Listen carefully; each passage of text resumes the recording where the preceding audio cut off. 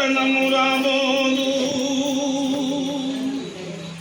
ఈ పట్టణము సాటి ఏ పట్టణము రాబోదు. కాపాడుకొను సురాక్షసులుందురెప్పుడు, పైడి కుందనములు ప్రాకారములు 7 కోటలు దీనికి ఎత్తుగలవు.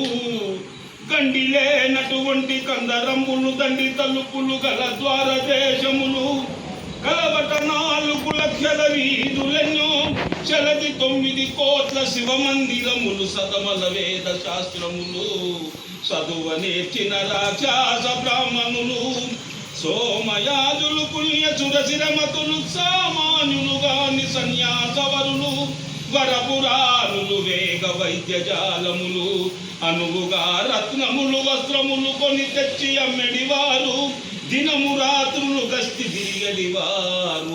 లావు సుందరమైన లంకాపురము, సుఖముగ రావణ సూర్యుడేలుచునుండే, ముఖములు 10 అస్తములు 2 పదులు కాయంబు దీర్ఘంబు కలిగి ఉండినవాడు, ఆయుధాస్తుండు నతిక సూరుండు. ఇటువంటి వానితోని రామమూర్తి దిటమునటుల గెలుసు తెలియదు నాకు. ఇప్పుడైతేనే వచ్చి ఇందు చేరితిని, కపులెల్ల ఈ లంక కదలించగలరే అని తలపోసి ఘనశైలము నుండి క్రక్కున తుమికెనప్పుడు సూర్యుందత్తాద్రికేగే. కప్పె భూస్థలమంత కటిక చీకటి, అది గని హనుమంతుడ చోట నుండి కదలి వేగ చేరె లంకా ద్వారమునకు. అక్కడ లంకి నడ్డంబయుండి, ఎవడవురా నీవు తొంగీరుగ లంక తొంగి సూచదవు, భంగము చేయుదు పట్టి వేల నిన్నని. సంకోచపడకనే సరిసెలావుగను, దాని దెబ్బకు వాయుసుతుడొకడు తనొక్క గుద్దుసే తగినట్టుగాను.